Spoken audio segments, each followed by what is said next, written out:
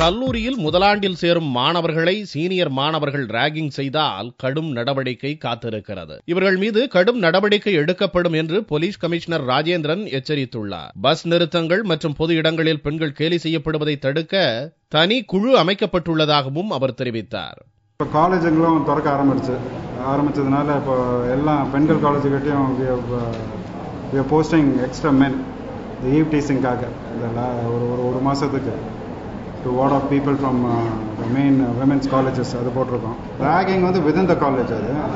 ஆமாம் ராகிங் பண்ணாலும் கடுமையான நடவடிக்கை எடுக்கப்படும். இன்ஃபேக்ட் லாஸ்ட் இயர் வந்து நாங்கள் பிரின்சிபல்ஸை கூப்பிட்டு ஒரு மீட்டிங் போட்டு சொல்லியிருந்தோம். அந்த மாதிரி ராகிங் தான் எங்ககிட்ட உடனே சொல்லணும் அப்படின்னு.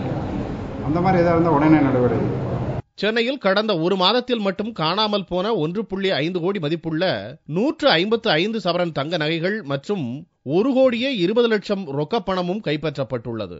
இது தொடர்பாக 53 பேர் கைது செய்யப்பட்டுள்ளனர். மேலும் போலி அலோபதி டாக்டர்கள் 4 பேர் பிடிபட்டுள்ளதாகவும் போலி டாக்டர்களை முற்றிலும் ஒழிக்க தனிப்படை அமைக்கப்பட்டுள்ளதாகவும் ராஜேந்திரன் தெரிவித்தார்.